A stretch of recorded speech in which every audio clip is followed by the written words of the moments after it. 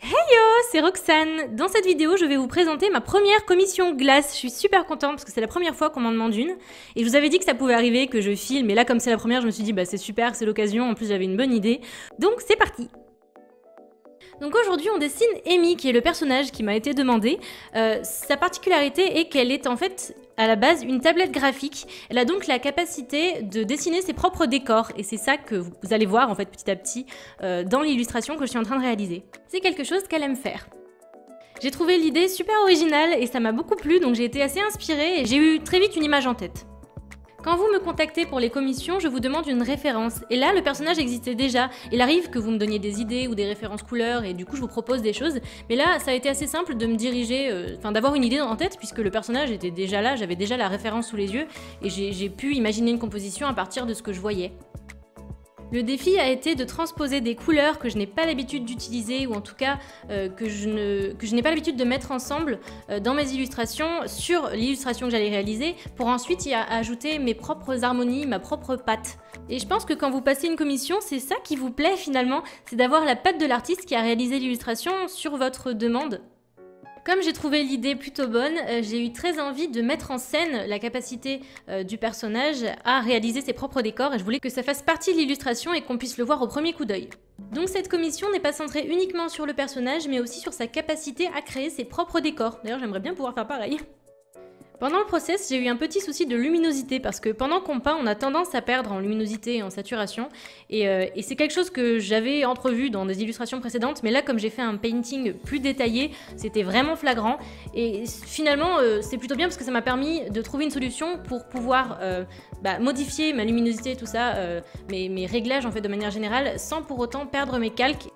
Ce qu'il y a de très positif avec les commissions et aussi avec mes autres projets, mais bref, tout ça je vous en parlerai un petit peu plus tard, c'est que ça me donne envie de m'appliquer plus parce que c'est vrai que quand je fais des dessins juste comme ça, pour moi, tout ça, j'ai tendance à me dire ouais c'est bon, t'as compris, tu sais ce que tu veux faire, mais je prends pas le temps de finir, je veux aller trop vite. Et là, comme je sais que c'est pour vous, comme parfois je sais que c'est pour des projets d'après, j'ai l'impression du coup que ça me fait progresser parce que je fais des trucs que je fais pas d'habitude puisque tout ce qui finit un dessin d'habitude, je le fais pas parce que je finis pas.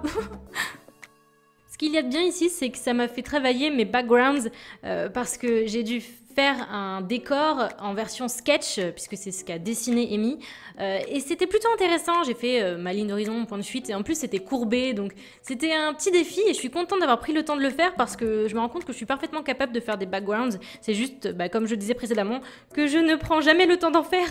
Et ça me donne envie de continuer à en dessiner. D'ailleurs, pour le mois d'avril, je me suis donné un défi, je me suis dit que tout ce que je dessine dans mon sketchbook, bon, je vais quand même faire des petits persos, mais ce seront plus des fonds. Voilà, j'ai envie d'essayer de faire plus de fonds parce que je pense que je pourrais progresser là-dedans. Maintenant, les personnages, je me sens assez à l'aise dessus. J'ai envie de continuer à me perfectionner sur des choses qui pourront enrichir mes illustrations. Dans une story Instagram récemment, je vous avais demandé si ça vous gênait pas en fait que je parle beaucoup de moi. Moi ça me gênait un petit peu et je vous ai demandé en fait si vous aviez envie que je vous donne des conseils en particulier sur un sujet en particulier. Alors n'hésitez pas à me le dire en commentaire.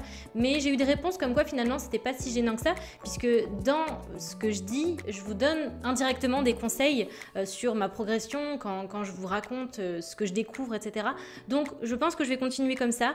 Voilà, je voulais vous dire que du coup, je suis contente que les vidéos vous plaisent et je voulais vous remercier aussi de me suivre et de votre soutien. Je le fais souvent sur Insta, mais finalement pas tant que ça sur YouTube. Donc merci beaucoup. En plus de ça, on se rapproche des 2000. Et voilà, donc merci. On arrive à la fin de cette vidéo, j'espère qu'elle vous a plu. Quelques petites informations sur les commissions, vous pouvez retrouver tout ce qui concerne les commissions sur le hashtag LinRoxCommission au pluriel, sur les différents réseaux sociaux, Facebook, Twitter et Instagram. Il y a les dessins modèles que je vous avais vus en vidéo, enfin voilà, tout est expliqué dans ces posts-là. Donc si vous voulez, n'hésitez pas à me contacter, ça me fait toujours plaisir, vous le voyez là d'ailleurs, de pouvoir vous faire des dessins pour vous. Enfin, je trouve que le partage est très intéressant. D'ailleurs, merci à Anéa de m'avoir demandé ce dessin et d'avoir accepté que j'enregistre cette vidéo parce que je vous demande quand même avant d'enregistrer. Je vous fais plein de bisous et puis à très vite pour de nouvelles aventures.